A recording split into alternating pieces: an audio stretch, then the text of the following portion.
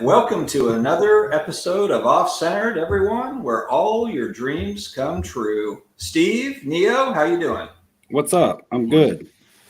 My triumphant return. Triumphantly returning. Neo took a month off to go up and skedaddle up there in New York. We're going to hear about that trip here in a few minutes. Let's see. We've got one person in chat. We've got 20 viewers, and we've got Spurs Cards 21 that popped in. So I'm ahead of chat. Actually, I'm caught up on chat right now. Right, he's trying to get in there early. You're last. I heard you guys were super nice to me on the episode that I missed. I was glad to hear that. I haven't had a chance to watch it. Oh, yeah. No, I wouldn't go back to it. But yeah, they're right. It was nothing but compliments. It was good. It was good. You look nice, I must say. The cosplay stuff was incredible. Those pictures you sent me, I mean, you must have been the belle of the ball. All right. Evening vintage card collector. What's going on? He only said evening to Steve and Rob, though. That's a little curious. Anyway. Yep. Is it though? Good evening. Actually, probably because I was talking smack to him in comments earlier. I think that's the same vintage card. Oh, really? Maybe. I'm not sure. I can't tell. There's a few of these vintage card collectors. Some of them we get into a little bit of bouts, but it's fun. It's all in good fun. Michael Stone, what is going on? Hope all is well. Jordan Hudson. Amazing. Oh, we got Will. Will came in early. What do you guys think of the Dwight Howard news? Will his cards go up? Dual sport athlete, basketball, and catcher. I actually have no idea what you're talking about, Will. I thought I saw something about his weight loss plan or something. No, I believe he came out as, I don't know if it was bi or homosexual. Oh, I totally missed that news. I totally missed that too. I saw it on a podcast. It just randomly I was listening to a sports podcast today, and it just was a random thing that they brought up. So I don't know a lot of details, I guess. I saw stuff on Twitter going around it, but I didn't pay any attention to it. They were saying that a male was like charging him with some sort of like sexual assault. And then Dwight Howard just came out and basically said what his sexual preference, I guess.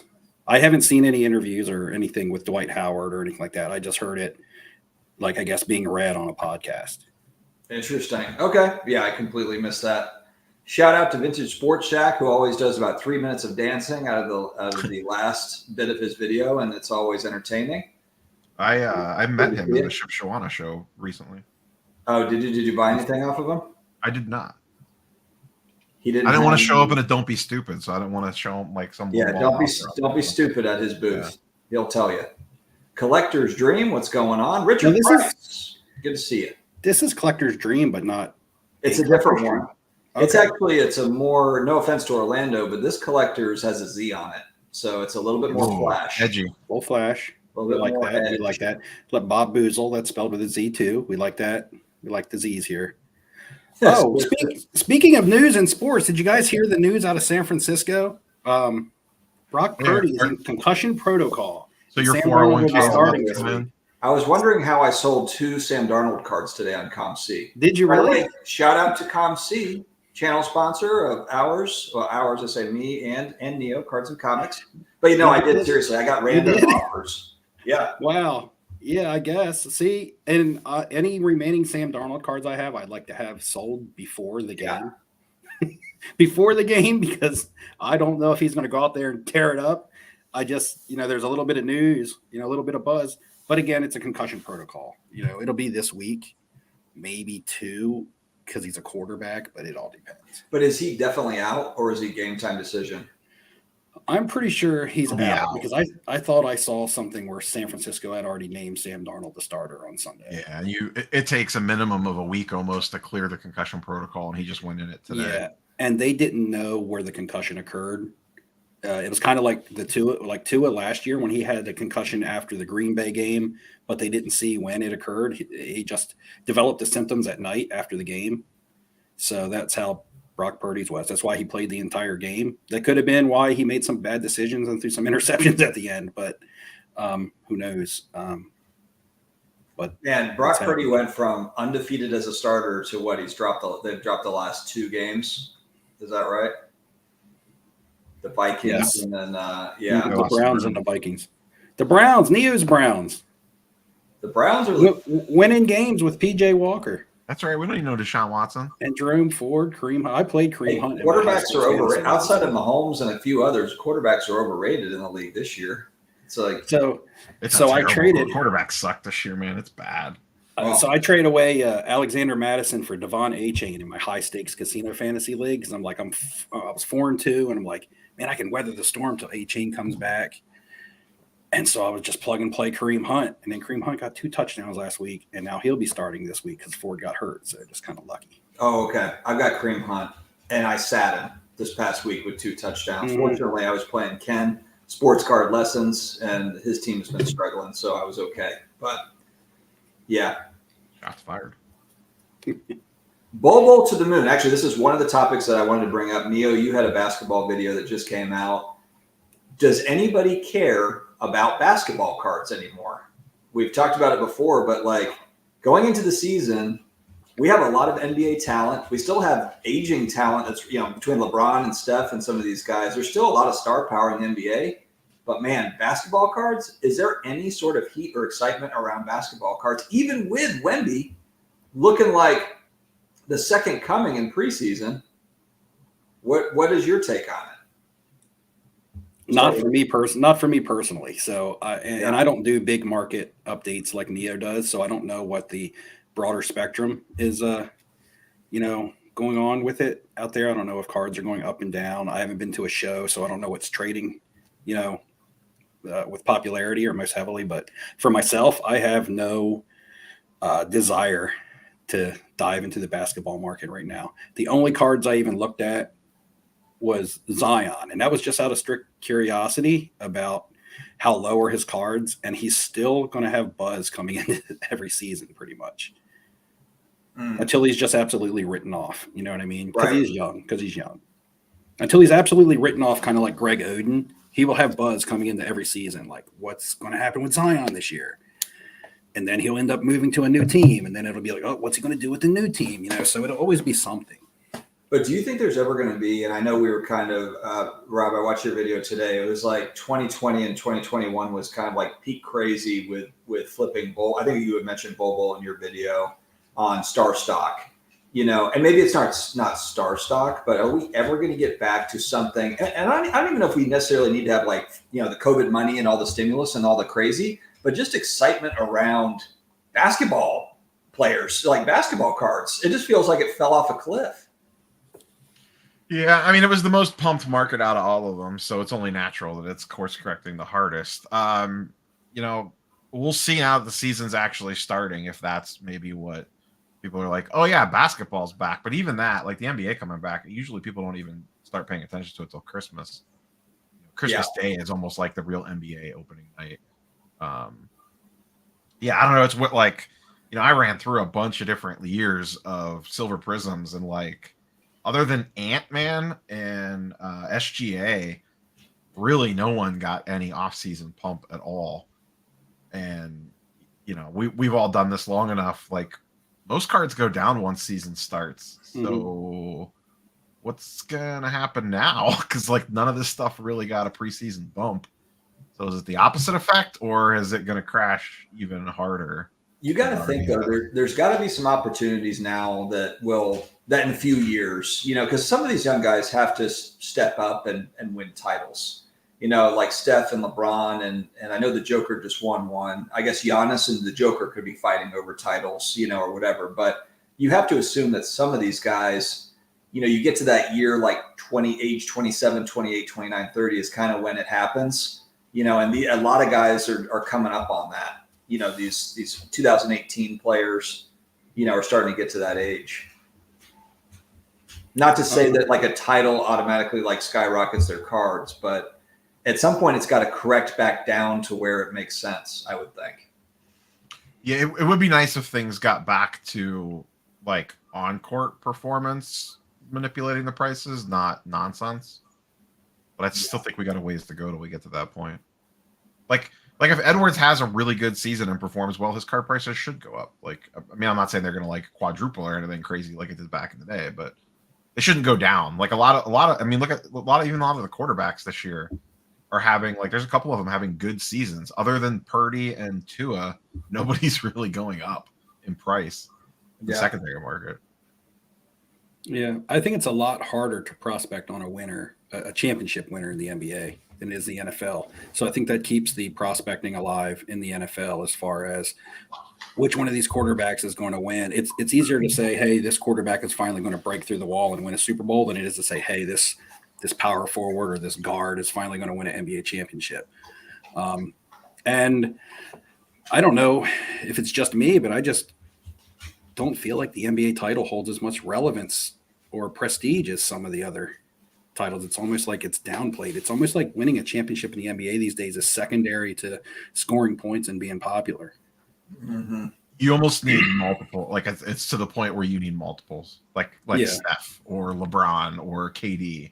Like a one-off isn't going to move the needle that much. It might give you a little like baked in floor of like, oh, okay, like Giannis has one, cool. Like at least he has the one.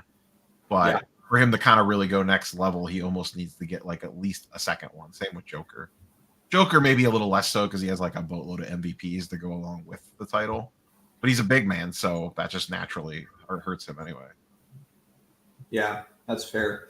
Ray is talking about, we did show everybody in the last, when you were in New York City, the cosplay suit that you put together. I don't know if you had put that together, your wife or maybe your mom had built that for you, but it was incredible. So we did share. It was a pretty cool Wolverine costume. The claws, I think you spent all your budget on the costume and not the claws. But I will have to venture back and watch that live stream. Don't worry about it. It's fine. It's all right. Card. Yeah, it's no big deal. I just turned it up. It's 2 weeks old. Yeah, it's old news. Didn't age well. So Sports Card Swag seriously wants to go back to Beckett Price Guide as opposed to using eBay comps. So there you go. Man yelling at Cloud's take. Oh, there's Collector's Dream with an S. Welcome, Orlando. Well, you got upscaled by a guy with a Z. you got some competition in here now. What's going on, Brendan? Brendan is the one that does all the fancy Photoshop thumbnails for me and for Steve and for others. So did he have anything to do with my cosplay escapades? He didn't, but he didn't. I need to get Brendan on that. Would have been a good idea. That's a great idea. I just assumed. Thank you for well, we didn't need it. I mean, you did such a good job on your costume. We didn't need it. Ruby Sports Cards throwing conspiracies out here. I'm just kidding, sort of. PSA slabs, a different plastic, more difficult to crack them. Okay. That happened about 2 months ago.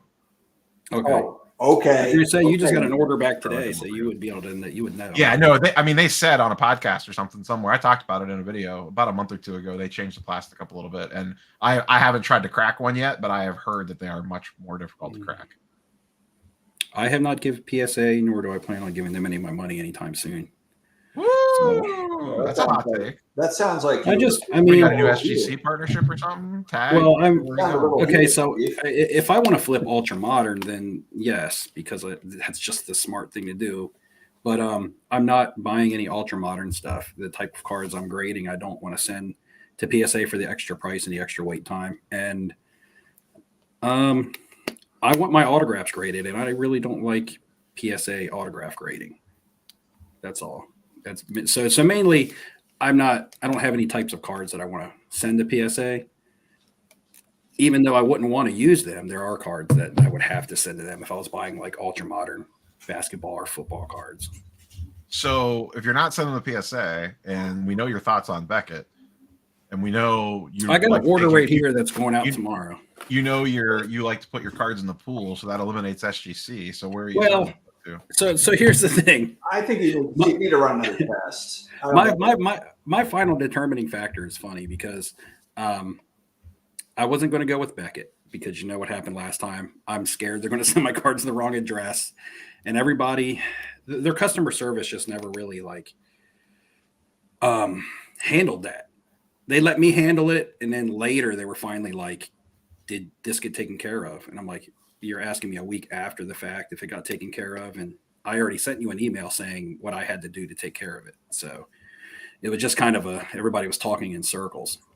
If they weren't even to send me that last email, and Neo, you know about the last email because I thought I was going to get an email from somebody else, and I just got another email asking me the same question that he had asked me the week before. So I was just like, I don't know who's over there, man. So I was going to go to CGC because I want to see these cards in those slabs. But when I went to the CGC website the other night to put in my order, the website was down. So my determining factor was like, well, I'm ready to submit these cards. I don't want to go with Beckett or PSA right now. CGC's website is down. So shit, I guess I'm going with SGC. So you chose correctly. Good and job. $15 for 15 days to me sounds pretty good for these cards that I want to grade. I don't know. I don't want to. I might be biased, so I don't want to speak on. Well, I didn't even know what their rates were till I went onto their website and was like, what is it even going to cost me to submit with SGC right now? And I was like, oh, $15, and they're for a 15 to 20 day turnaround. I was like, I'll take that. You know, even if I use it as a raw card review to an extent, you know what I mean? But all these cards will look good in those slabs. That's the only thing that ever deters me from SGC is some stuff just doesn't look good in the tux and some stuff looks amazing in it. I mean, Neil will tell you he just loves the look and the feel and just all of it. It's all good when he talks about SGC. So anyway, everything about SGC. Yeah, and we're going to Atlanta. I want to have these back. I want to have these back before Atlanta. Oh, let's talk about Atlanta. All right. So me, Steve, my buddy Brian, Spritz wants to get on the camera. Spritzel. So hi, Spritzel. Brian's going to be cameramanning the Atlanta Culture Collision Show. We will be there. I'll be set up with Steve. We'll have a booth there. So if you want to come hang out, I'll have Stranger Things cards, some sports cards, and Steve will have all sorts of different things. So it's going to be a good time. And Rob, Neil, are you able to make it to that show? That would be kind of fun if you want to hang out. When is it? End of February? Are we getting a January 26th weekend. I'm not sure. I wouldn't know until closer to. Ham is going. Oh, is Hambone going? I believe he just told me the other day that he planned on going. I was like, wow, I didn't know. All right. So well, we're going to be there. Yeah, we're not all sorry, Hambone, but there's going to be we're doing the suite with two beds and a pull out. So unless Hambone wants to bunk up with Brian, It'll be a pull out, all right. Yeah, you'll have to ask Dustin about the booth. Someone's asking about the booth because it's Dustin's booth. He's just allowing me to stand there. Oh, okay. Where's that question? Hold on, let me scroll down. It's the last one. It's 9:22. All right, I'll just go backwards. All right, y'all going to be in the booth on Friday or just Saturday, Sunday? I plan to be there Friday, Saturday, and then some of Sunday, then head back on Sunday. Yes. So yes, plan to be there on Friday. It's my first time as a dealer in 30 years. 30 years. My first time. It was my first and only time 2 years ago at Culture Collision. I killed it at that show, so I don't expect it to. It's high expectations to live up to, but I'm going to just chill, put out a few sports cards, a few pop culture cards, and what happens. The peak market when we set up. Yeah. Seriously, when you guys had the Marvel stuff. Yeah, Jeff he's trying to have the store open that weekend, but even if he doesn't, we'll probably make a trip over there and check out the dig, see how it's looking.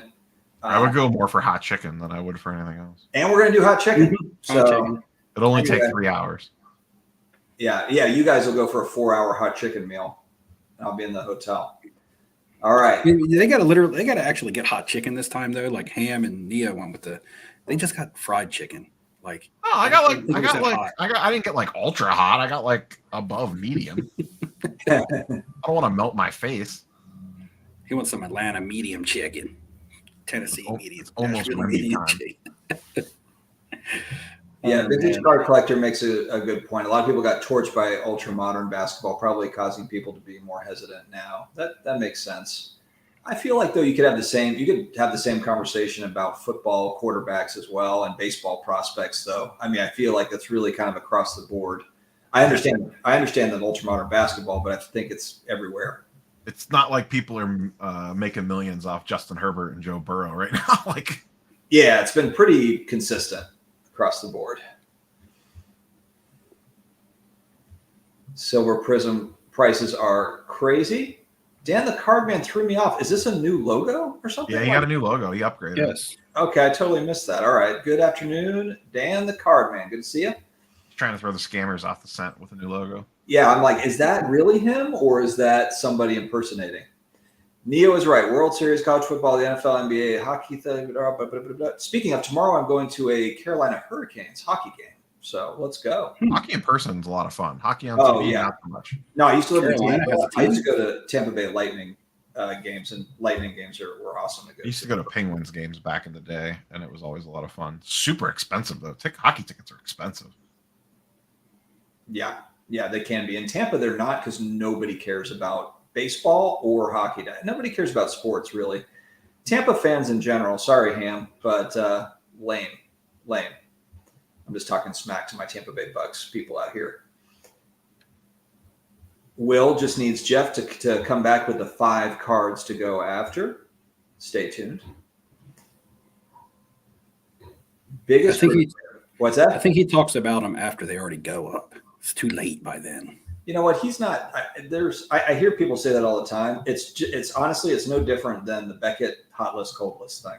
I think it's more like a market update. I'm not saying it's strictly like when you read the Beckett, when you used to read the Beckett hot cold list, it was it was after the fact when that data went in, and that's but wonder where Beckett was pulling her data from anyway. Though local card shops, local card shops. Dr. Beckett was making it up. I was like, this guy has a PhD in card values, man. He knows it.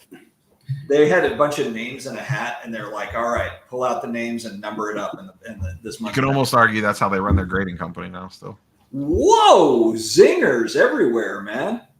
Good thing Dr. Beckett's not still working there. He'd be offended. No, I think that if he was being honest, he would.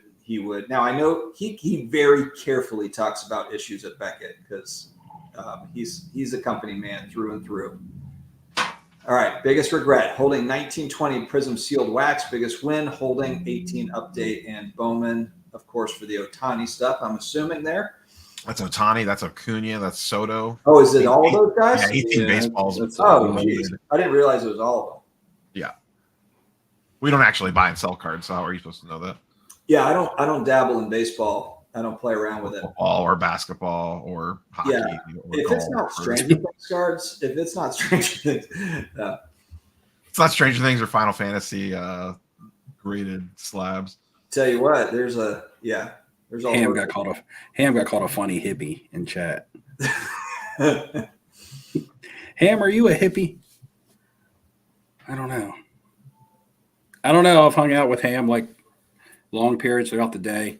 Steve would say he's not that exciting to be around. Steve would say that Ham's profile picture is false advertising, and he can't fish. He can't fish. Yeah, it's definitely that. It's photoshopped. And you'll lose him. You'll lose him. You'll lose Ham the second you walk across. He's holding his buddy's fish in that picture. That picture is from like 10 years ago when he started his YouTube channel. He hasn't caught a new fish to take a new picture for his channel yet. Bob Boozle makes a good point that the entire Zion market is based around Photoshop pictures of how fat he is or Photoshop pictures of how jacked he is. It's like one or the other. You know? And the same with Luka, pretty much. Yeah. And I don't even know how bad it is for me is I don't even know when opening day for basketball is or opening tip off. It's literally yesterday and right now. Oh, there we go. When Wemby tips off in 2 minutes. So you're gonna be zoned out then? Is that what you're telling us? Right now I'm watching the Cavs fourth quarter on my iPad. They're losing currently. I feel the same about my team, and that's why that make me feel just the same blah about the cards in the market because I feel like the Celtics are going to be good, they're going to be competitive, but they're going to let us down in the playoffs. So welcome to the Celtics. Until they until they get over the hump. It's like Jason Tatum's like the NBA version of Josh Allen. It's like he's great and puts up all kinds of stats and gets in the MVP talk, and then he comes out in the playoffs and falls on his face. Tough words. So it's hard to invest in his cards, right? Because he's peaked. His ability is peaked. We know what kind of player that he is. So now it's like, what does he got to do now? For the record, Dustin and I didn't slander Josh Allen for the. I don't want to get on John Williams' list. Oh yeah, John Williams, the ex. John will be all right. I think he's a U.S. Army Ranger. So yeah, we don't talk about Josh Allen. So nice one there, Steve. Way to stoke the coals. Way to stoke the coals a little bit. Why don't you invite John in here too? The Bills just lost to the Patriots. They lost to Jacksonville. I guess Jacksonville's okay. Yeah, Neil was talking a lot of trash. Well, I said Josh Allen was playing like absolute garbage in the preseason, and he's not looked very good. And granted, I know he's getting it done, I guess, sort of, but yeah, he's scoring fantasy points. Yeah, I mean, he's a dual threat, so he'll score fantasy points. That's fair enough. What's up, Perk? Hope all is good. Have you guys bought any cards this week? Yes. Really? All right. So what is I bought a Stranger Things card tonight. Actually, let me go over to let's see here. I bought 2 Marvel cards. JG at 9:30 is disagreeing with Tatum, so that's good. I don't necessarily want to be right. I'm a Celtics fan, but he says I'm so wrong on Tatum. MVP is his next level, but that's what we said last year. And he plays great. He plays MVP caliber basketball, but can he beat the guys that are winning MVP? When it comes down to the voters, are they going to look at Tatum or are they going to vote for Giannis and Embiid and Jokic and stuff like that? Doesn't matter how good he plays, how many points he scores. I still have my Tatum green. Let's go Tatum MVP. Are you going to get rid of that Tatum green, or are you just going to hold it until what's your game plan with that? I don't know. I just really like the card. Yeah, it's a cool looking card. I mean, the color match. I think it's honestly his best looking card. Yeah. I remember when that card was so damn expensive too. It's actually held up relatively well. Yeah. That card was during the height, man, that thing went crazy. Oh yeah, I was going to ask about that card. So since we talked about the modern basketball market, where are those types of cards, like the blue Lucas and the green Tatums and I would the love Trays to and the cards that kind of the cards that kind of drove the market during the pandemic. Where is some of that stuff?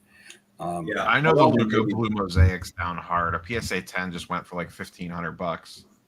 That one I'm familiar with because I own one. I think Jeff Wilson bought a Prism Blue, I think BGS 9.5 for Luka for like $5 or $6 grand, which is pretty low. Yeah, that was probably like a 20. It was a 20.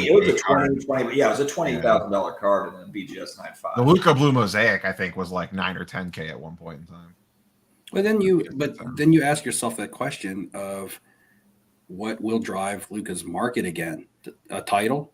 I mean, because we know what kind of player that he is. He's going to put up triple doubles. He's going to play well. He's going to score points. He's going to get assists. But we kind of know that at this point. That's why I was talking about Tatum in the same light.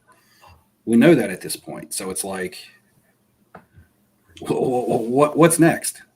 Yeah, this is really a make or break season for Tatum. You think so? He's only like 25 years old, right? He is, but like this year and next year, they have this is the best team that he's ever been on. Oh, you mean skill wise? Yeah, while that and just like narrative. Like the narrative is what Steve is saying is that he puts up good numbers, but he can't actually finish in the playoffs. There's players that we talk about all the time that they've been in the league a while now, and Damian Lillard's been in the news because he got traded. Right. Okay, but we knew who Damian Lillard was when he was in Portland. We've known who he has been for the last 10 years. A good shooter that can score. He's clutch. Doesn't win in the playoffs. The team's bad. You say that, James Harden has made a living out of scoring points and his team's being bad or not getting it done when it needs to be done. So there's a lot of players that are going to fall under that same umbrella because you can only have one champion a year.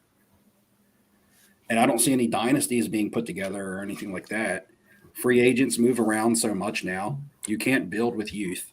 So it's like everybody's kind of in a win now situation and all of them can't win. Yeah, but I guess what I'm wondering, and I'm not at shows, so I don't know, maybe Chad knows, but are there guys like Shai Gilgeous-Alexander or, some of these young guys where people are putting a lot of money in now kind of preseason, like specking, on these guys? Whereas like Luka, I don't feel like as many people are specking on Luka because there's just so much money that poured into him over the last few years and it's just been coming out since. so the prices have moved down. But are there? And this is a question like I don't know. I'm not following the basketball card market enough to know. Like I know there's guys like your boy Steve Splenda collects like KD. So he's a KD collector. But KD's like narrative is set. Like if he does nothing else, it's kind of irrelevant at this point. Like like KD's legacy is there. Yeah, we know what he is when he retires. It's just, is he going to add anything else to it? Yeah, kind of. Is there a cherry on top somewhere? So the cake is already good. The icing is already sweet, right? It's like, but is there going to be a cherry on top? So it's like. But what's interesting though is a lot of these guys, especially kind of in the twilight, as they're getting closer to the end, if all the money, all this kind of spec money moves more towards the guys that are younger, like if KD kind of struggles through the last couple of years of his career, maybe his prices move down to where it's like, okay, here's a Hall of Fame player where, his prices are less than some of these young guys that haven't done anything. That's like the story of all of these guys. Well, it'll be like that because I don't know if things continue to be the way they are, where kind of like the lifeblood of what drives prices is who is popular in the moment. Once the camera's not on you anymore, you're not as popular. That happens with everybody. We saw that happen with Tom Brady. So, it's just the way that it is. That would be the argument when you say, hey, you should buy vintage or you should just buy Hall of Famers that are retired. That'll be the argument that you get from a lot of people flipping modern is like, yeah, I get it. I get that those cards are safe, but those cards aren't doing anything for me right now, in the short term. So it's like, so I get that where people want to play the speculative market. And typically it's the flavor of the month or week or whatever. A lot of it was driven. A lot of players are driven by vlogs. People see a player being bought and sold at card shows. And they're like, oh, that must be popular. It must be the way to go. There was lots of them last year in every sport. This isn't just for basketball, but we saw it for football. I mean, how many Desmond Ridder and Sam Howell and Justin Field truthers are out there buying and selling big cards of these guys. And well, actually, it's only two. It's Roth and it's Jeff Wilson. Those are the two guys. I mean, but that's what I'm saying. And people would not. I'm not going to say everyone, but people who are trying for a quick gamble. That's a bad word, but people who are trying for a quick. You're looking for a quick gamble. Right. If you're trying for a quick buck, that's going to kind of be the players that you try to buy and sell as opposed to buying and selling a Joe Montana card. Right. So if someone's trying to make big money quickly, they're going to put $5,000 into Sam Howell before they put $5,000 into Joe Montana. Right. Whether it makes sense or not, it's just kind of the way that it is. We have three straight. Well, granted, these were 18 minutes ago. So sorry if everyone has left in the chat. My dog is trying to climb on my back. We have three straight grading comments. One, I was told Beckett laid off a lot of people today. Anyone else hear that? Vintage Sports Shack, shout out. SGC less than 14 days, door to door, hard to beat. Can't argue there with you. And then Dan is talking about CGC. Have they fixed how they slab thick cards? The thicker cards move around like crazy in them. I've never held a CGC card or a graded card that's a thicker slab, so I'm not sure on that. Yeah, I don't think I've never had a thicker CGC card slab either, so I don't know. PMGs are kind of thick. 1 year PMGs are kind of thick. I don't remember having an issue with that. Oof. If I got one laying around. Prayers I don't up. have one of the new ones. Where is Lewiston, Maine? Because we have friends in Maine, and there was, I guess, a big time mass shooting there. That's interesting. TD Sports Cards. Thanks for sharing. Prayers up. Yeah, we have friends that are. Where's Lewiston at?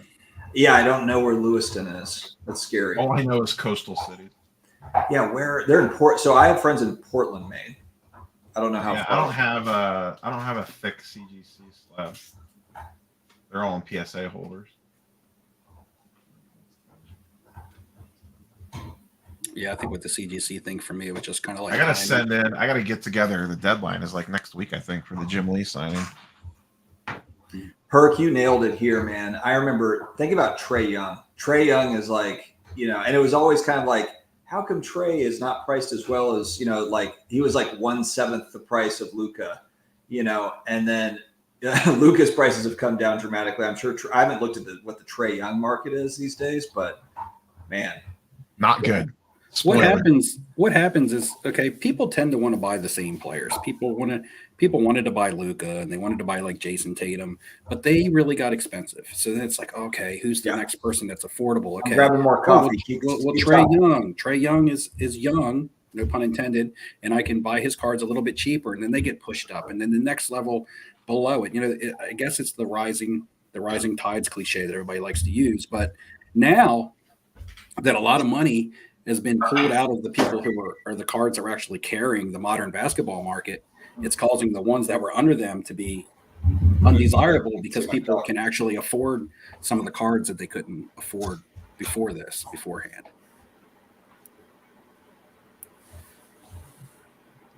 And afford anything for that matter right now with the way people, a lot of people's disposable income probably sits.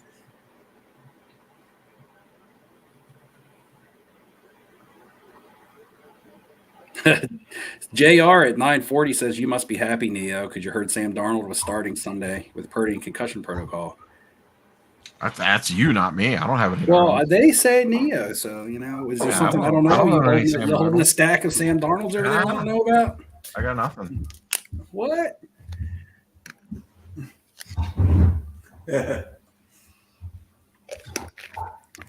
If Card Collector 2 buys out your table on Friday, what will you do for the rest of the days? We'll probably go back to the aquarium. Yeah, I go to the aquarium, the Coca-Cola Museum. Coca-Cola Museum, absolutely, yeah. Maybe if Jeff's store is open, I'll go check that out. Is Ryan going to want 50 Stranger Things slabs? Maybe. I don't know. He might not. It depends. Are the actors going to make a deal with I'm not going to turn down the cash if it's cards I want to sell. I'll just enjoy the rest of my trip in Atlanta. All right, I'm going there to sell them, regardless if it's one at a time. We'll go test the security. We'll go test the new security over at Jeff Wilson's new store. We get slammed up against the glass or something, thrown out. He says northeast of Portland is where. 30 miles north of Portland, not too far from Freeport. Oh, preach it, Wet Wipes, preach. People don't like the bulky SGC slabs, but love the bulky PSA slabs. Packs and thicker cards. Don't be stupid. Take that, Neo. Take it. I like my slabs to be waterproof. Maybe that was just a faulty slab, man. Maybe I need to do a retest. Yeah, I don't think that you were using even the. Yeah, it was definitely your pool's fault. It wasn't the slab. Well, I'll tell you what, you send me one of those SGC Stranger Thing cards over here, and I'll make a nice little video. Those definitely won't sink. 3 things certain in life: death, tax day, and Dustin being behind on the chat. And by the way, I've offered up to the other guys if they want to handle chat, and it's just part of the show that I'm going to be a little bit behind. They want. It's almost a part of the charm. He doesn't want to let you guys down and actually be on time. Yeah, and I just want to, I want to read through and make sure that I get to them. So apologies. Dustin's a man of the people. Absolutely. Just 40 minutes late. Yeah, Michael Stone's commenting on videos PSA 9 video down here. That could be a good talker.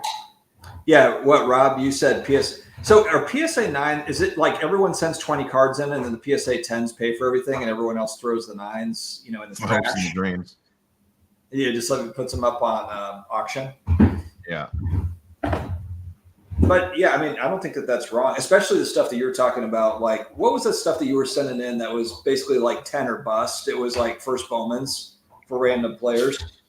Yeah, and like random Adley Rushman inserts, just like that sort of, it's like $40 on a PSA 10 and you lost Tops money now. on a PSA 9. Tops now is like 10 or bust. Tops now, it's like impossible not to get a 10. Yeah. But it's 10 or that's why it's 10 or bust. Yeah, and even those are bust. I think like some of those Elite De La Cruz now are like $25 on a PSA 10. I saw a comment, and this is something that we talked about probably a lot between the last 2 live streams about non-sports cards. Like it said 938 vintage card collector. And holy shit, I'm 19 minutes behind now. Hold on. Holy balls. I'm way behind. Wow. And there's a lot of comments too. All right. I'll go to the front and work back. Yeah. So, but the Second 938 time you one, said that. because I just have a quick thing I wanted to mention about it because Where is it? Which one?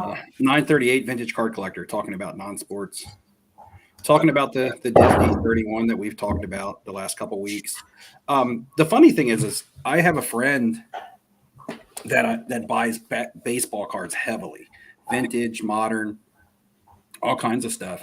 But I've only ever known him to do baseball cards, and it's not a person I talk to or see every day. It was a person I went to high school with, but don't chat regularly. But I know he's into cards heavily, and he put a post on Facebook today where he was like, "I'm buying large vintage baseball collections and vintage non-sports card collections," and that's the first time I've ever seen him. I've known him since high school. It's the first time I've seen him in 25 years post that he's buying non-sports cards. So I just kind of thought it was interesting because he's really heavy into buying full collections, and typically it's vintage baseball. But he included vintage non-sports in his advertisement today. So, and I live in a small state like Delaware, which that seems even more odd. JG has a hot take. It's hard to win an NBA title. Mm-hmm. Yes, it is. Michael Rubin was on Shark Tank. The other sharks gave him the cold shoulder, probably because he's more rich than them. Bottom line. All right. What's your top 3 investment cards if buying today? Pick baseball, basketball, and football. This is a Steve question because I don't do these. Steve loves these questions. I mean, to just like stash and be like, to just stash and be like, see what happens in 10, 15 years. Because we're not talking about buying something that I plan on selling next month or selling in Atlanta or something, I would hope. Because that would make my answer different. For baseball, it's the card that I already got, the 1951 Bowman Willie Mays. I wanted the Willie Mays rookie to put away for a while. For basketball and football, the main card on my football list is either a nice mid-grade Jim Brown rookie card, but I really want a nice, like a PSA 9, Joe Montana, 81 tops.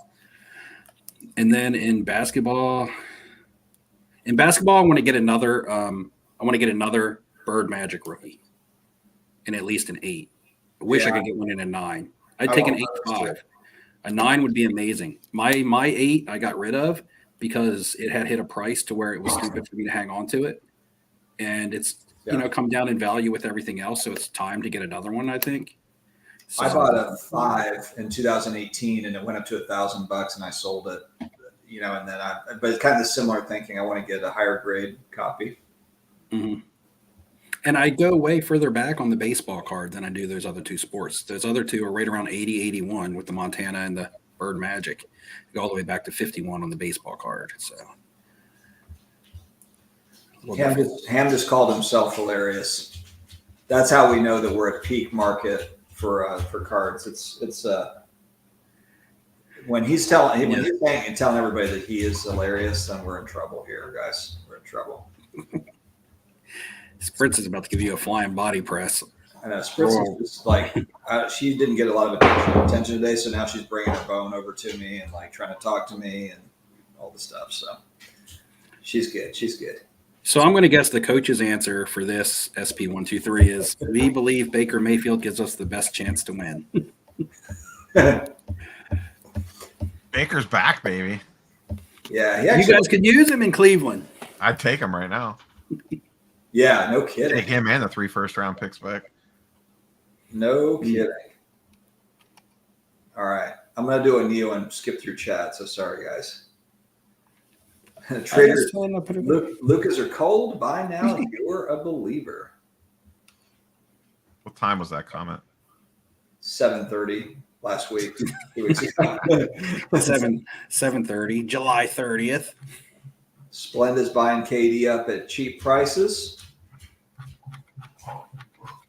That's good. So, and I mentioned on the last live stream about how certain cards were coming up for market that I hadn't seen be listed in a while. So it was a good time to kind of be a collector, because some cards that you haven't had a shot at buying, regardless of price point, are just being made available as if people are trying to either get out of them or free up income or whatever they need to do. And then, but now there's also the prices are coming down too. So you're seeing cards surface that weren't being made available because I would believe that they were just stashed in people's collections. They didn't want to part with them. I think that it's people falling on harder times and making them want to sell. And it's also, prices being down overall for cards that are a little more obtainable. Is the casino busy? That's really what matters. I can't say.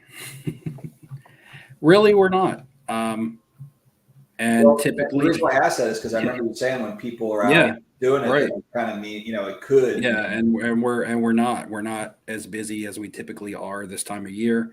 And again, that falls on people not having the disposable income to either come out and gamble to try to win, or to come out and gamble because that's a form of entertainment or enjoyment for them. People gamble for different reasons, but you got to have money to do it regardless of your reason. So that's always something I've gauged when I'm buying and selling.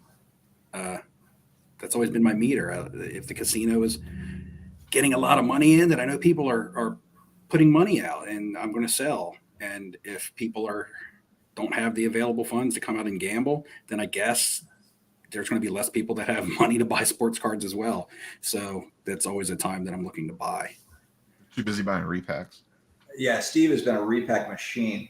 Dan, I'm going to bring about 50 Stranger Things slabs to Atlanta. I've probably got 120, 130 Stranger Things slabs. Good Lord. I am locked and loaded. I've got a treasure trove. So yeah, I've cornered the market. I'm bringing some of it. I'm bringing it to the people. I've got all of them. I've got all of the slab Stranger Things cards. So I'm going to bring some out to the public. Finally, they're finally making a public appearance. But yeah, so yes, going to move off of some of them, but not very much. To Steve's point, I'm seeing a lot of stuff in non-sports and comics too come to market that you usually just don't see.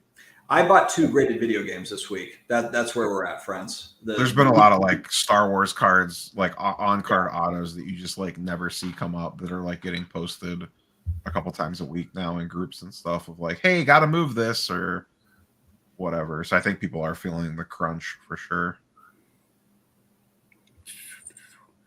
Random Rips at 943. He's got an Atlanta question. What show are we coming to Atlanta for and when? So that's going to be Culture Collision the last weekend of January, right? So after the new year.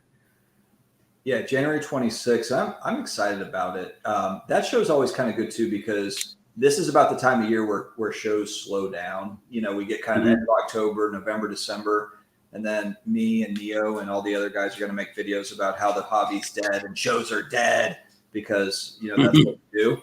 And then in January, we'll make more videos about shows are back and shows are busy because that's what we do. So yeah, and that's kind of the perfect time where it starts to, kind of pick back up. People get over their, the holiday kind of days and they get back into the game a little bit. So I'm looking forward to it. Yeah, November, December are always shitty show months. There's a Dallas show and that's usually about it. Everyone kind of shuts things down. Well, it's a bad time of year for people to be spending money on other things. Again, that's typically the slowest months of the year in the casino. I already know that just by yearly trends. People are busy. How many free weekends do you have between Thanksgiving and Christmas? Well, yeah, I think it all adds together. People aren't coming to the casino because they're busy doing other things, and they got other things they got to spend their money on. You ever seen Trading Places with Eddie Murphy? And he's like, nobody's buying pork bellies because they got to buy their kid the G.I. Joe with the Kung Fu grip. Yeah, remember that line? So, it kind of ties in with that. Speaking of, so I got 2 graded video games this week, sealed. And then I also bought a sealed Beastman Masters of the Universe from 1985. So we're zagging. We're zagging all over the place, friends. Beastman. All over the place. Beastman to go with Mossman, He-Man. Yeah. Mossman. I threw my Mossman in a bush when I was a kid and I couldn't find it. Fair enough. Is that a euphemism or what? Dan, I don't appreciate your tongue. No. I don't appreciate your tongue. We vote for kid shows. You're talking about putting your boss man in bushes. No, listen. the Moss Man from He-Man he had like moss on him. He was all green. They put like felt on the figure. Yeah. And it was supposed to be like camouflage was like his power. And I was like on my second story porch. There was a big like lilac bush, huge on the ground. And I threw the Moss Man down in there. And then when I went down to get it, I couldn't find it. I was like, damn, they really made this toy really good. He's camouflage. I feel like we might have turned wet wipes around. 2 weeks ago, Steve, were we not? I think I called him baby diaper or something. Like, what are we going to get on baby diapers? Or because I feel like wet wipes was talking a lot of trash, and it sounds like we're growing on him a little bit. He was a little. He was a little bit, but to be fair, sometimes we need to be talked trash on. It's I'm not saying that you're wrong. Absolutely. I think though we've kind of like we're coming out the other end. Good stuff. Coming out the other end. Yeah. No. All right. OC Trust Attorney still seeing prices holding for the higher grade. I assume you're talking about either for higher grade 7, 8, 9, 10 for vintage cards of second and third tier Hall of Fame like McCovey. Yeah. I mean, the higher grade vintage stuff, I don't know that. I don't know the market tremendously well. Maybe there is some variance, but I mean, that's pretty high end stuff though, typically, depending on what we're talking about. And I'm just curious because like the second and third tier Hall of Famers like McCovey and Juan Marichal, it's like, did they peak like some of the others? So if they didn't peak as high as like some of the other cards and they don't have as much to fall, so like it's not going to look as bad as something that really hit top dollar and took a nosedive. They may have just seen slight increases and now they've still just seen a leveling off because that's what people can afford to buy, or just a very small decrease, which would still be considered as holding strong. A small decrease. It's not really till something plummets that you say, "Oh my God, there it goes." Any of you guys know Brandon? I don't know if he's talking. Rob, is he talking to you? Please come home. I got beans and bologna. I like bologna. Anyway, is it German bologna or that sorry stuff? That I don't know. Beef bologna. German bologna is better than beef bologna. Crazy Kev stashing Ovechkin rookies. T minus 72 goals to catch Gretzky now. Yeah. Beast mode, Ovechkin. Yes. Boozle. Oh, man. Right, man. I got hard gym balls putting in the He-Man, the He-Man characters over here, the Masters of the Universe characters. Dude, it's tough to find the 8-backs, the Series 1 8-backs, and that's what this is. That Series 2, 3, 4, they're all 12 backs. They have 12 characters on the back. Anyway, if you know, you know. But the 8-backs are not easy to find. So that was a good find. Good stuff. I have all my He-Man stuff from when I was a kid, but it's obviously not sealed. Yeah, the sealed stuff. It's not impossible to find it, but then it boils down to what kind of shape is it in and all that stuff. Marvel started talking about stacking up on ammo and boomsticks, getting rid of their cardboard. Kidding, but not kidding. Fair enough. Is sports gambling legal in Delaware, Steve? Yes. Yes. Yes. I mean, if you do it through a casino or an establishment that allows it, it's yeah. Now, what's stupid is I can't play Underdog Fantasy. Like there's fantasy leagues that you can also do online, and Underdog Fantasy is a good one that you can do best ball leagues on, set your lineup, and you don't have to worry about setting your lineup anymore. It just automatically puts your high score players in for you every week. And I signed up for that. And then when I went to actually start making my picks and stuff, it's like, oh, not offered in the state of Delaware. There was like 3 states in the country that it's not available in. And I'm like, we're one of the few states that allow sports gambling. Like I can go bet on anything I want to bet on in the sporting world, but I can't play Underdog Fantasy. Can you like cross a state line and like enter a bunch of them and then just draft? Like does it let you draft? It's gonna want it wants my address for my account. Like geolocating you. Yeah, no. So it asks for my address for my account information, and that's how they found out. Oh, not available. And then if you're outside of Delaware, then lightning strikes you. Yeah, that's why I never leave the state. I play an unhealthy amount of Underdog. SP says people are saving money for Thanksgiving and Christmas. Well, I'll tell you right now, SP123, and I did the same thing last year. Is I told my kids, hey, look, I know that you might have a want list, a wish list for Christmas, but Dad's got his own wish list. I've got my own cards, collectibles type thing, and I'm the one that's making the money around here. So are your kids getting all low grade SGC slabs? It's going to be another getting Stranger Thing cards for Christmas. It's going to be another lean Christmas for the kids around. They're going to get Hakes auction stickers and COMC bumper stickers. They've got SGC T-shirts and hats. Yeah, SGC hats, some Gem Rate gear.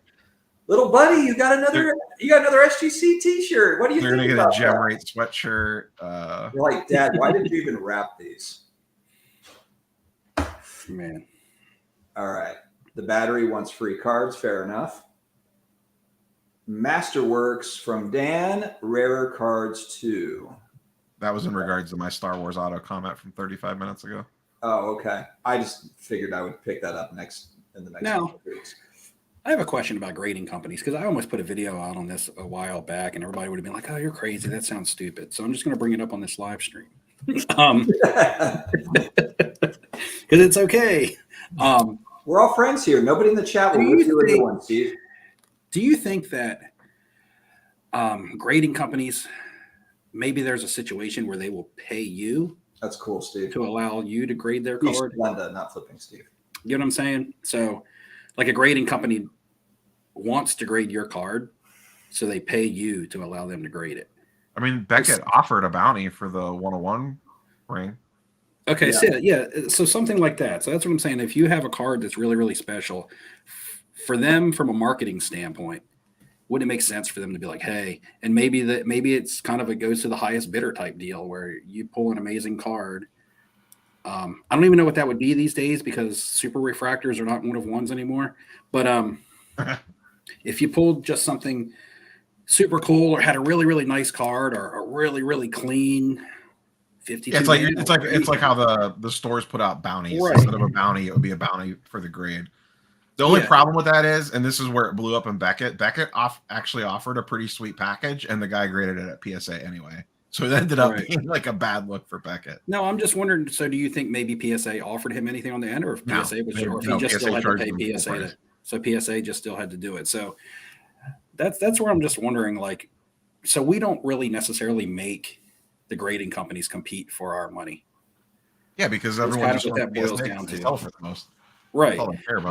But if a card is like a 1 of 1, does it matter what slab that it's in? I feel like it should be less prevalent, and I feel like if a company wants their slab on it, rather so they can have it on their website or whatever, because if you go to SGC's website, thing that pops up right there is a lot of really high end cards that they've graded. Right. And of course that's them saying to their consumer, hey, we do grade good cards over here. You know what I mean? So again, it would be more or less a advertisement, marketing. In the long run, would work out for them. But like you said, I guess he went to PSA to pay for it because PSA is worth more on the secondary market. But I guess it would depend on the card again. I believe the reason he went with PSA was because of someone could correct me on this, but I believe it had something to do with the authentication buyback guarantee. Okay. Because for me right now, the only reason I would go with PSA, secondary market value is the only thing that is the draw to PSA for me right now. Going back to what I was touching on earlier. 100%. I mean, their slab's mediocre. Their slab is neutral at best. The best slab is CGC. The best slab is CGC. I think the most consistent grading and realistic grading is SGC. SGC is best at everything except for the slab. And of course, this is all opinionated. This is just my opinion, but. I think I'm speaking more facts, but go ahead. Well, I'm saying other people might have different experiences. I'm kidding. Everybody's experiences are going to be different. I'm sure there's tons or more people than not that have had their cards shipped to the correct address. You know what I mean? Like with me for Beckett right now, my last 2 orders were not shipped to the correct address. That scares me. So, but that's me. I'm probably one in 100,000 people that's happened to. So that, it puts me in a unique situation to where I feel a little unsafe, but people who haven't experienced it, are full steam ahead with the grading company that they want to go to for whatever reason. Rob, you have a take on that? Or are we moving on? Steve, I think I pretty much. we'll leave that there, Steve. Good thought. Anyone else collect comics, magazines, or banknotes? We all collect comics, all three of us, graded comics. I'm looking for a Nintendo Power #1 if it comes up, a graded copy, if it comes up at the right price. I'm going to be patient on it. Just eventually I want to have one. I almost bought one at Heroes Con. Did you? Yeah, I mean, that's one that's on the list for sure. But you know what? They're starting to pop out. There's more of them that are starting to pop up because it's an 80s magazine. So it's not mega rare. And so I'm depends what condition you want it in. Yeah, but even that though, I'm okay waiting just because, yeah, maybe there's not a bunch of them in great condition, but there might be. You know, like I don't know. I'd rather just kind of wait on that a little bit. I kind of want the one. What's the one with the Final Fantasy cover? Is that like issue 3? Yeah, some of those. The first like 5 issues are awesome. The first like dozen issues are all really good. I would like. I wouldn't mind doing Wizard #1 at some point in time. Too. Yes, yeah, Wizard #1. Agreed. I would go for like probably like a 9.6 or a 9.4. So like I don't. So Tripcore has the Galaga Scorpion or Galaga bug as his avatar. Nice. Was that when you were here? Did you play Galaga at the arcade? And I think I had to tell Dustin that you got to let your ship get captured, and then you shoot the Scorpion twice, and then you have a double cannon ship. Yeah, I didn't know. Know that. I'm like, come on, you're supposed to see vintage video games, and how you did you didn't know that? You're like retro game. You couldn't get double. I know that. It was more of that was more of an Atari game, and then arcade game. I didn't have any. I was broke. I didn't have Atari money. I was just. He's sending it. Yeah. You like not know the Contra code too? Like, what do we got? We got to like send a test. I know. I've got Contra. Contra's fine. That's NES. Okay. I'm good there. Yeah, he's the beam is coming down, and he's like, "No, I got to get out of the beam." And I'm like, "No, you want to be in the beam." So then his ship gets killed. Then he's down to his last ship, right? And the beam comes down. He gets his last ship captured, and it's over. Because you got to still have a ship free to get your ship free. All right. Well, sorry. Yeah, I was playing. You guys are 10 years older than me. I was playing Super Mario Brothers. All right. So we are, but okay. I made a video on this today, Cardboard Hill, about how I feel about Gary Vee right now. I don't think it's not like all Gary Vee's fault, obviously. I just wish that he would talk more about it. I wish he hadn't left. Like it was kind of like he was here and then gone. I know some people just don't want him talking about it, or they're happy that he's not. Was that today's video? Yeah, today's video I talked about it. Oh, I watched one where you were wearing a Stranger Things ugly sweater, and well, there's a new video. We were talking about Grail cards. Yeah, that was from a couple days ago. No, it had to be like 1 day old. Maybe. I can't. And I'm farther behind on your videos than you are on comments. Yeah, it might be. I'm at 9:58. I can't keep up with them. Oh, you're 8 minutes behind. That's good. Is Wemby doing well? Or what's it? I was watching the end of the Cavs game, so I just flipped over to it. Did they win, the Cavs? They did. The Cavs did win last second. Okay. I thought if you saw me, I fist pumped like that. 10 minutes ago. I was wondering why you were so quiet over there and why you're sweating. Okay, so the high grade vintage second and third tier Hall of Famers are down, but are higher than their pre-pandemic pricing. Okay, so that's like a lot of stuff. It might be the case with a lot of stuff. Right? I guess it got a little bit of a bump. Some stuff may not be back to pre-pandemic. I don't think. I think there was a slightly bit of a higher floor established on a lot of stuff. What time are you pulling comments from? Because these were like from ever ago. Yeah, I'm not. That's 9:59 right there. Okay. 9 minutes ago. Yes, I've seen LCG auctions on Sports Cards Live. Jeremy does the show with them, and I've seen their stuff. Yeah. Okay. Yeah, I didn't know that they had a current auction going right now. I'm all locked in on the Hakes auction. Shout out to Hakes Auctions. They've got a huge variety. LCG does have really nice stuff. The vintage card collector, you're right. It's weird seeing like those Masters of the Universe figures that are pristine, going back to like 1983 with no yellowing in the bubble or any of that stuff. It's pretty incredible. That's pretty much it, Dan. That's the attitude around here. Everyone needs to sacrifice a little bit. I can't do everything. You know, canned cranberry sauce and a fork. I got a rotisserie chicken. We're not getting a turkey. I got a rotisserie chicken from Walmart for $4.99, and that's what we're having. You're just going to dump dinner out. It's going to come out in one big old mold and fall on a plate. Eat up. Yeah, well, that's the thing too, Cardboard Heel at the National. Like if we go back 2 years ago in Atlantic City or whatever, year and a half, he had a regular booth and he was selling cards. This last year, he was there and it was just the V Friends, Pokemon, the V Friend card, basically like the new TCG, whatever, Magic the Gathering, V Friends thing. And it was just like, man, is this for real? But anyway. I see what you did here, a little play on words. Brad did text me today. He has a new venture that we're going to talk about. I don't know if we're going to talk about it on Off-Centered, but we'll talk about it at some point. Wonder if he's going to come back again. Maybe. Oh, this is this is focused around Neo because Neo loves HGA.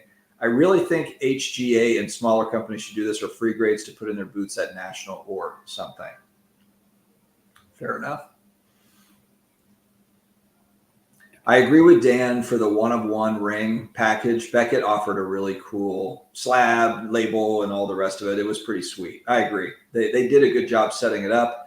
They just didn't do a good enough PR job, I guess, getting in touch with these people or figuring it out. It was actually, PSA Canada, Brad got in on that thing quickly, made his move. Brad well, and that card, I mean, that card not only was in the hobby or, something that we talk about. I mean, that thing kind of went like mainstream because wasn't that the one that Post Malone was involved in? And yeah, he bought it. I mean, it was on Joe Rogan. Like, he was showing it off on there. And I'm just like, man, this is kind of like really mainstream and getting a lot of exposure, because I even think they were asking about what's that case that it's in. He's like, oh, it's graded, authenticated, things like that. So I'm like, man, again, in the end, it was the owner of the card, I guess. Well, did Post Malone have it done, or did the person who pulled the card have it graded then sold? No, Brad at PSA Canada. I don't know who got in touch with who, but he went to Toronto, flew it to PSA, got it graded on his dime.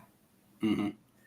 And maybe you're right as far as the guarantee and everything goes with PSA. But I don't know if Brad sold the guy, if that guy had contacted PSA Canada. Like, I don't know exactly how that went down, but basically it was white glove service. Brad took care of it. So maybe the guy that pulled it was like, all right, well, I mean, sounds good. Basically it's all going to be handled. And I mean, it just feels like for a company like CGC, who's really trying to get their feet under them in the sports card market and stuff, to have that card in there, and it makes sense to have that type of card in their slab. Plus the looks of it. I mean, a card like that, you really want to be able to show it off and display it. I believe that you would go with the nicer slab, try to sell them on something like that. And the person buying the card obviously doesn't need it as an investment piece. It's more of a display piece and basically be able to say that I'm the one that owns it. So I don't know. I just feel like some of these grading companies, and maybe that was just PSA being on their game and some other people, dropping the ball to where they could have got a lot of exposure for their company.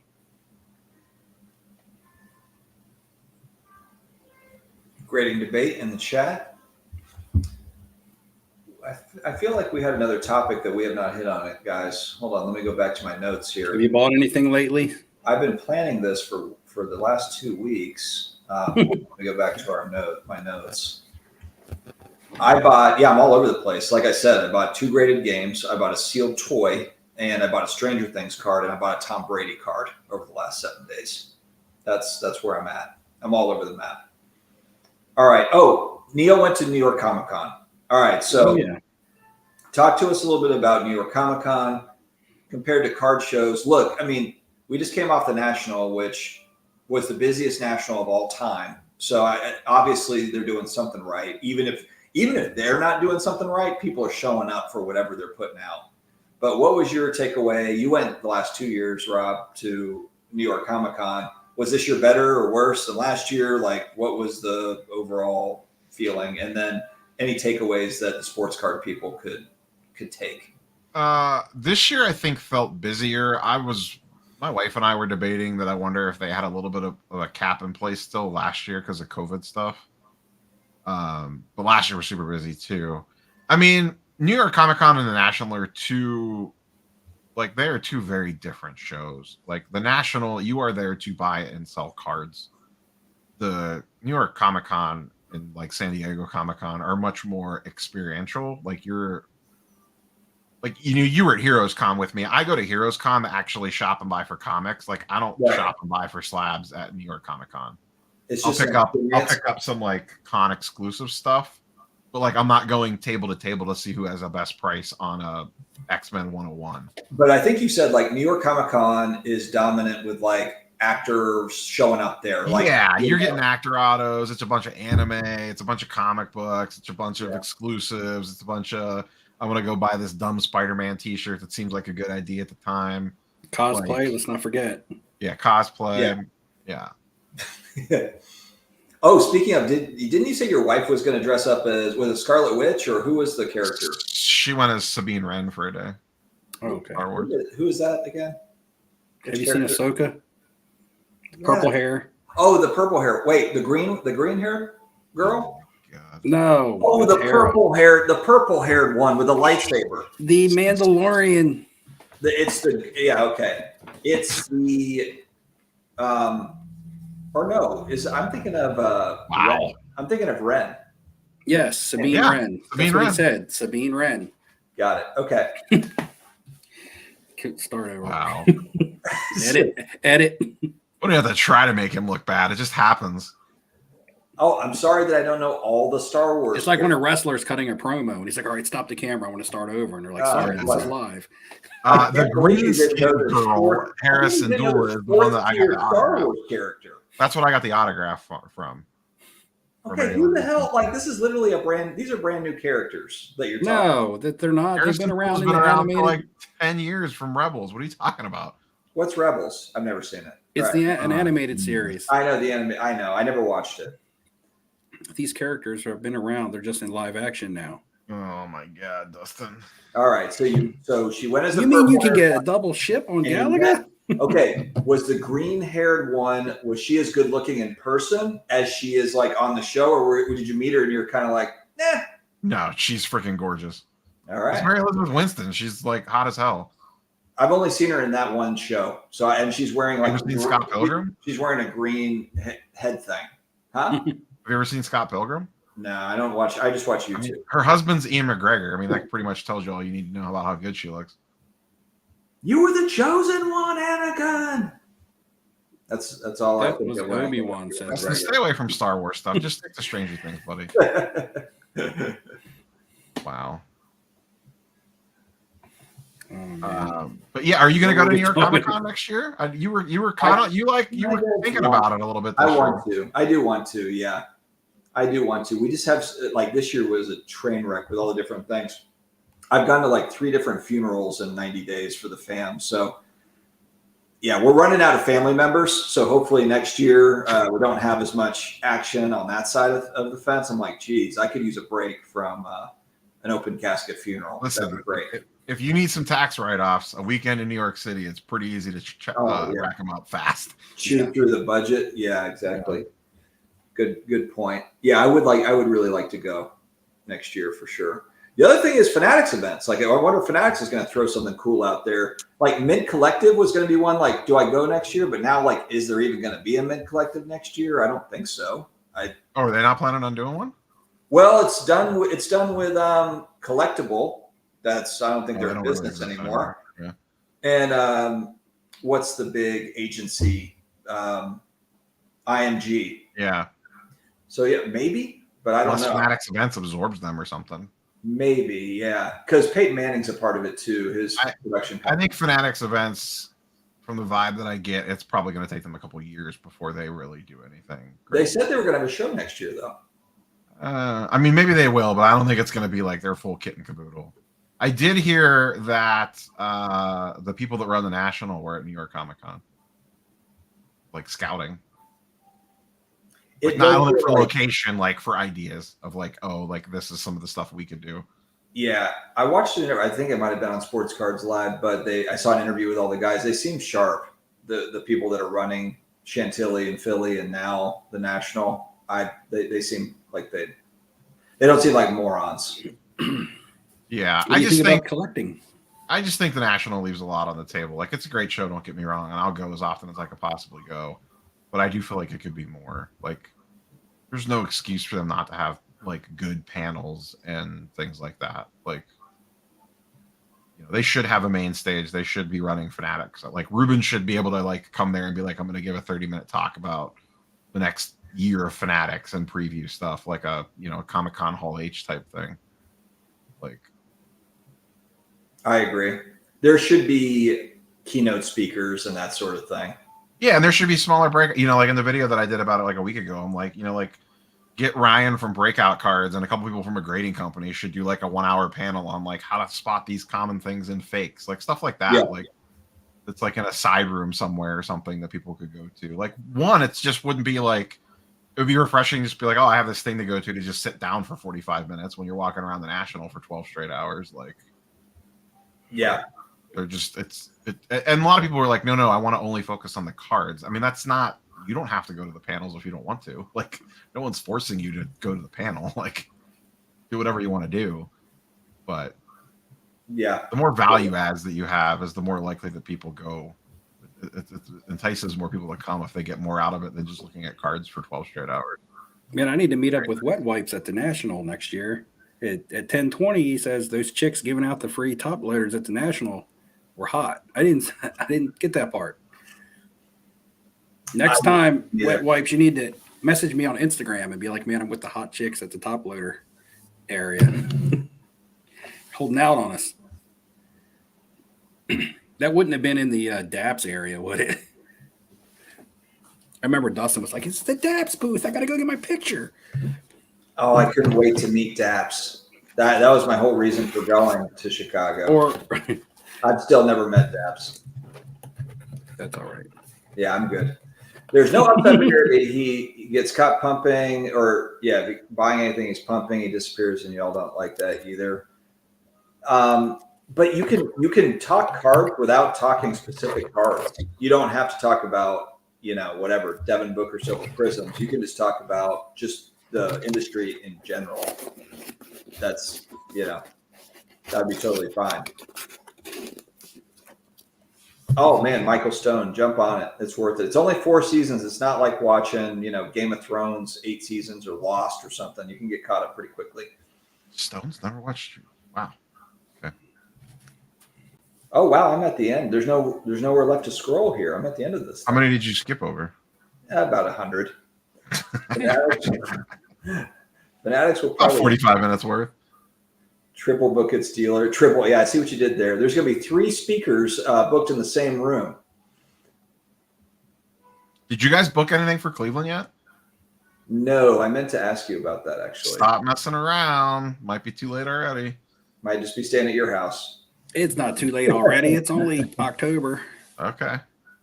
I was able to get a place. Dustin said that last year, and then at Christmas he texted him and he's like, "Did you book your national room already?" That's because in Chicago, you really want to be specific kind of to where you're at so you can walk to the show. In Cleveland, I guess you're not going to be able to walk regardless of where you're at, right? That's fair. But there's nowhere near the number of hotels though. Is right. The problem.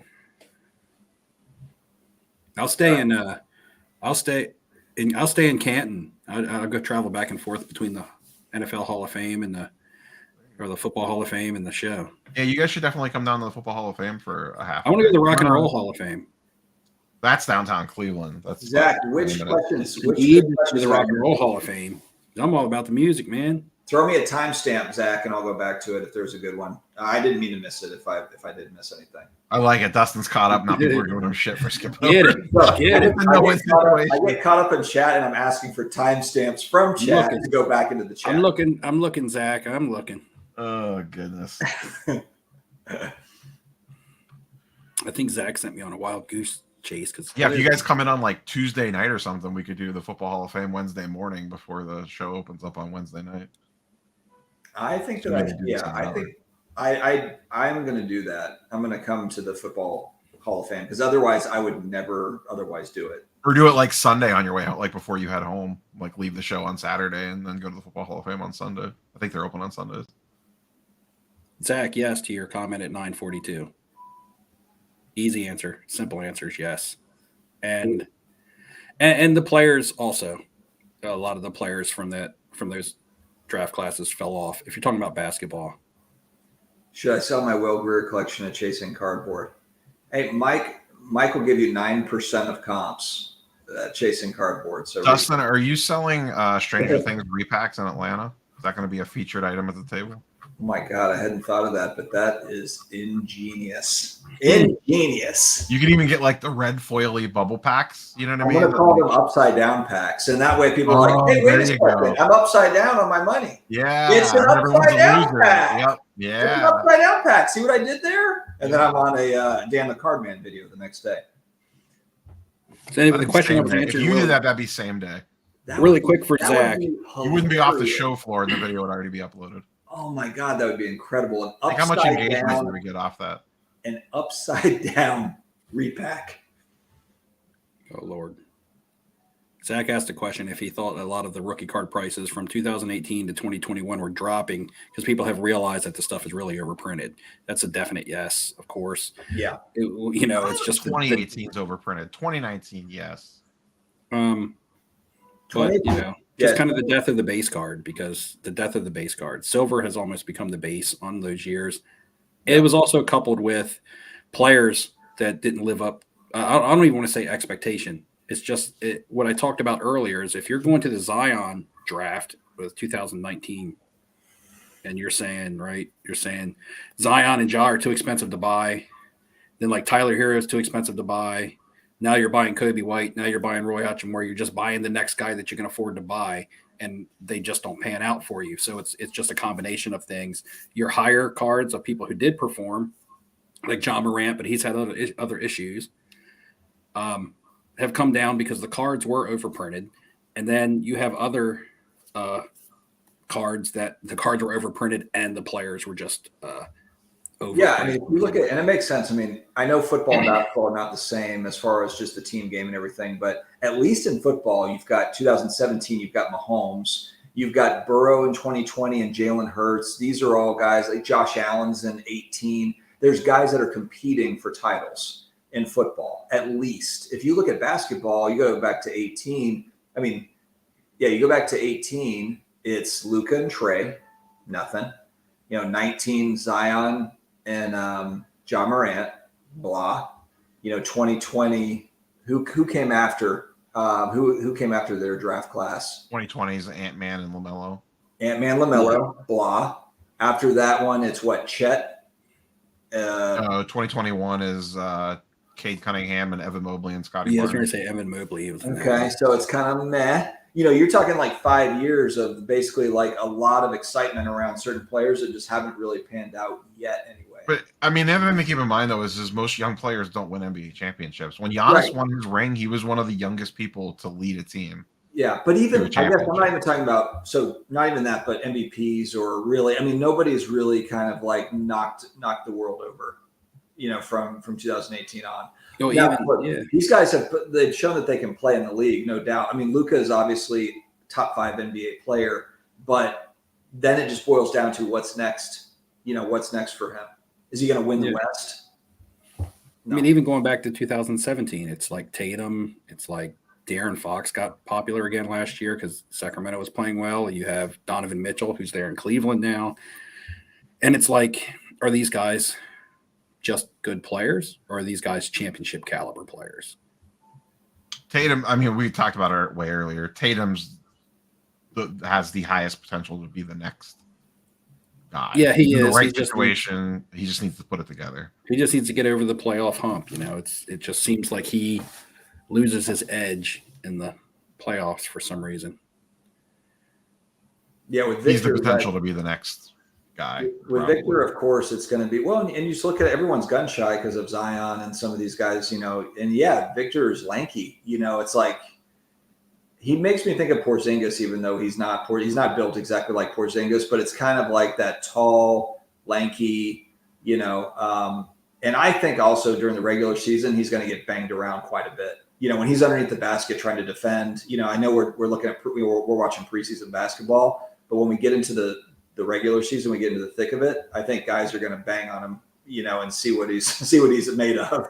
I think it's going to be tough. You know, Yeah, I mean they're not playing him at center to try to put to save some wear and tear on him. I think like his body style almost reminds me more of young KD than anybody else. right? Yeah, absolutely. With a few more. When Giannis first came into the league, he looked very similar to Victor. Mm-hmm. As well. Yeah, but now Giannis is a little bit. I know Giannis. He is now. He wasn't when he came in. No, I know, but I'm just thinking back. I can like visualize his rookie, like one of his rookie cards. He was still a little bit stockier than Victor. I mean, Victor's thin. Like he's pretty lucky. Victor's also a foot taller than Giannis. He's got. Porzingis got 30 tonight. Yeah, Zinger went off tonight. Zinger had a big night. The unicorn. What's Zion doing in this game? Let me look at a Zion Williams box score real quick. 23 points, 7 boards, 6 cheeseburgers, 9 of 17 from the team. Trader Griff, tell Bodie who said what's up. Did anyone go crazy in these games that ended? SGA 31-10 in his opening night. Anthony Edwards 26-14. Cade Cunningham had a good night. Tatum 34-11. PJ Washington to the moon. This was 2020. His star stock stuff would be going crazy right now. It was wild to look back at those old 2020 prices. I could do a whole video just looking at like what the hell star stock A base cards sold for on guys. It's just like freaking absurd. The prices. There is one. Think about in 20. There's definitely going to be documentaries on that time for a lot of different things. I specifically, and I even went back to look to confirm this. I was selling DeAndre Hunter base Prism Star Stock A's for $50 to $70 a piece. Steve, I remember you were doing that a similar thing where you would buy a guy one night, sell him the next night type thing. Oh, on Star Stock? It was crazy. First quarter and selling them in the fourth quarter. Yeah, you guys. I never got on. I did sell a few things on Star Stock, but you guys like hammered it. It was Isaiah Roby was a big one for me. Like Isaiah Roby cards went from like 25 cents for a base Prism to like 15 to $20 overnight because he got one start and he scored like 20 points.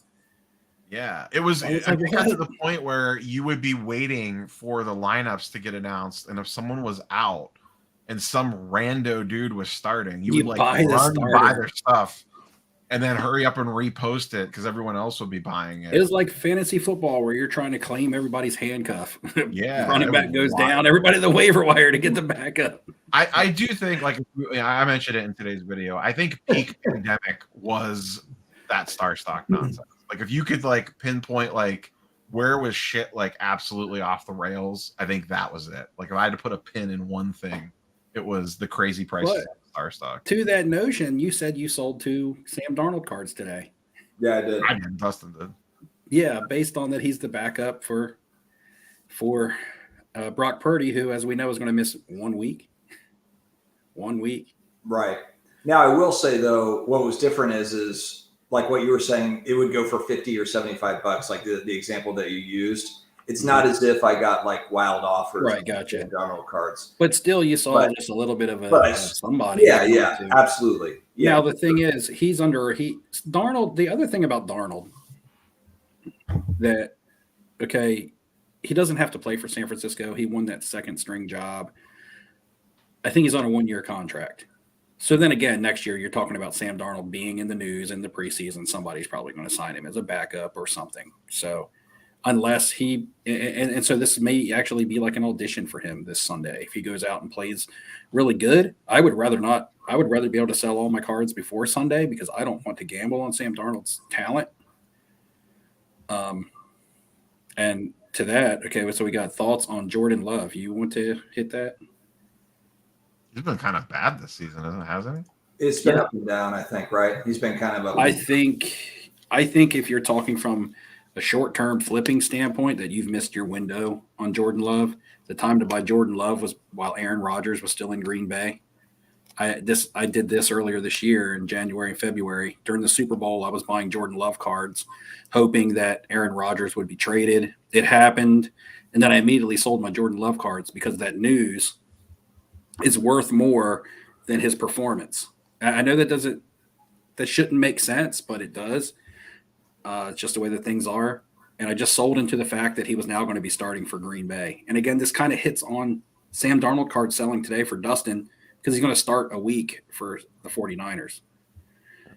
And people grabbing at straws on speculation when cards are fairly cheap to maybe flip for a quick dollar, we'll buy that stuff. So, and now Jordan Love came out. He played a couple decent games, and then he's kind of like just played bad since. So it's like it's a good thing. You know, you're not holding and hoping for performance. The time to buy and sell Jordan Love was between January and April. And that's my opinion. That's actually what I did. So that was my experience. I would say the window's pretty closed right now, unless his stuff plummets because he's having poor play and then he rebounds into a good quarterback. But the hype as far as him becoming the Packers starting quarterback is come and gone. Unwritten hobby rules. Man, there's so many of these. The whole big men don't hold value thing. Shaq is a GOAT. People sleep on his stuff still. Yeah.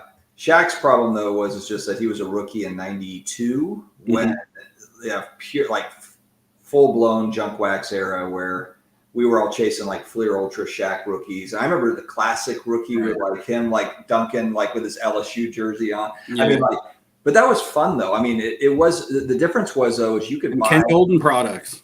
You could buy, You could buy I remember buying a box of Fleer Ultra basketballs, 12 cards in a pack. It was 36 packs for like 40 or 45 bucks. Mm-hmm. So it was actually affordable to chase after those cards, you know, back then. And Fleer Ultra was a premium product in 1992. You know, I mean, people would look at that as like, that's just a regular BS card. But back in 92, that was a nice, you know, glossy card, you know, so it's different though today to where like young people that are chasing a Wembanyama and like, you know, it's just so much more expensive. I don't know. And now you've got kind of Topps and Panini are battling all that out. So who knows what like, types of products are coming out, but it was a different time for sure. Yeah. And I grew up in the era where the big man was the most popular player on the team. Everybody had a really good center.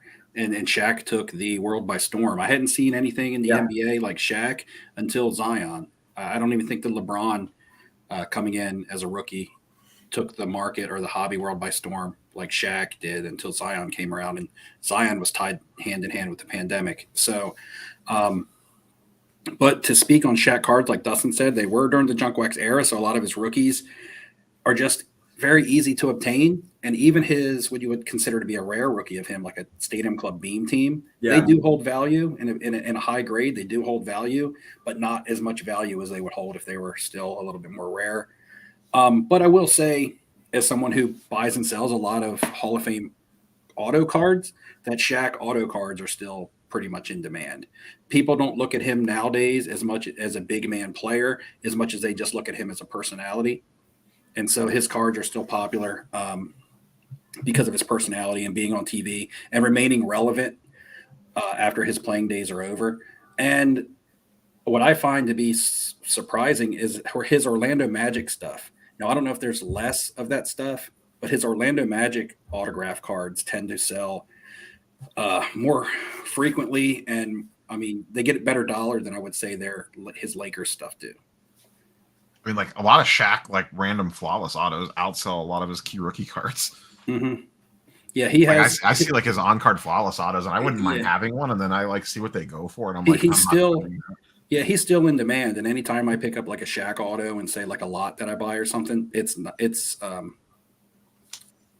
not hard to find a buyer for it. All right, boys, we are an hour and 35 minutes in, and I'm a 42-year-old man with 4 kids. So we are going to wrap it up here soon. Anything else that you guys wanted to touch on before we close out? Steve? I'm still reading comments. No, just chatting it up, you know. Look forward to our live streams every week. We didn't talk a whole lot about our fantasy football league. Your boy's coming back. Your boy Dustin is making a comeback. I'll plug that really quickly, just in case anybody doesn't know. There is a content creators fantasy football league going on right now. Three of us are 3 of the teams in there. There's 9 others. All of the proceeds generated from that fantasy football league, which was a $100 buy-in. So $1,200 goes towards the national giveaway trip this year. And that's being, pretty much put on by all of us. We're going to have to figure out how we're going to do the giveaway this year, because typically in the past I've done 3 giveaways on my YouTube channel, and I've just picked. Well, I don't pick random winners. You have to win. You have to earn it. This year we'll have to figure out how we're going to go away with the winners. But we talked about Cleveland earlier, about getting our room booked. There is a giveaway that will be given away to one of you guys in these comments. To go to the National, already $1,200 up front. So accommodations will be paid for, and I'm sure there's going to be money left over. There will be more sponsors coming in with prizes and gifts like I got last year, Zion cases, Mr. Minty, hopefully, just some other stuff. So if you're unaware of that, that is going on. The Fantasy Football League is kicking. I'm 5-2. Dustin is 3-4. Neo, you're 4-3, right? I think so. I have like a ton of points scored, but I just run into buzzsaws like every other freaking week. I'm 3-4, the same as my New Orleans Saints. How about that? Damn it. Yeah, I'm 4-3. I'm the 3rd highest scoring team in the league, but I played Jeff Wilson this week, guys. So all you guys out there need to get behind me so I can slay the beast. So I can slay the corporation, the little man. We're going to overcome and beat Jeff Wilson. And look, so I beat Dakota, and I know I beat Neo, and I beat Michael Ham, and I beat Ziggy. And I wanted to beat Dustin, so I would have the clean sweep. And not going to play him twice this year. Justin Fields gets hurt. Twice. Huh? You play Dustin twice. I don't think I get Dustin again. Yeah, so I don't think I get his shot at redemption. Regardless of record, I have beat both of these guys here on the stream. So I feel like I'm in a good spot. Yeah, that's a good point. If Dan the Cardman wins the giveaway, can you afford an Australian flight? Is that going to be covered by the? That's not how. So Steve, we just put a certain amount of money towards it, right, Steve? And then Dan's going to have to pony up the rest. Typically what I handle, because like I said, this will be the 4th year. It doesn't seem like it's been that long. Like this year was 3, which feels crazy. Because I feel like Sean was just winning, and Sean won the first year. But yeah, the 4th year. Usually covered is like 3 nights in a hotel, your VIP pass for every single day. And then there was some stuff thrown in this year, like some free SGC grades. There was a free Zion case. There was a Spotting Fakes book from Ryan. There was a Mr. Minty gift package for, pre-grading your cards. And then there was like $500 left over for you to do whatever you wanted to do with, whether that was to help you fund your transportation, or if that was for you to, you just showed up on your own. And what I did this year was when Mark won, he showed up. I just gave him $500 cash, and he spent it at the show.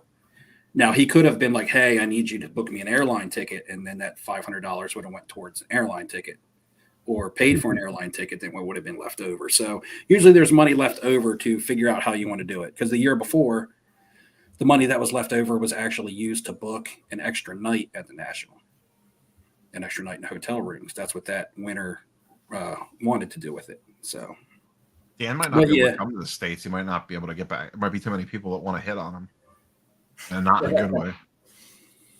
Well, yeah, they won't. All they're going to recognize are the feet. Doesn't really. They don't know Dan by his face. Right. So, there you go. All right, guys, on that note, I feel like we're ending strong. So why don't we shut it down there on feet picks? We will be back in 2 weeks unless Neo is off to another Comic-Con and Steve is out at another 4-hour dinner. All right. We will see you next time. Cheers, everybody. See you guys.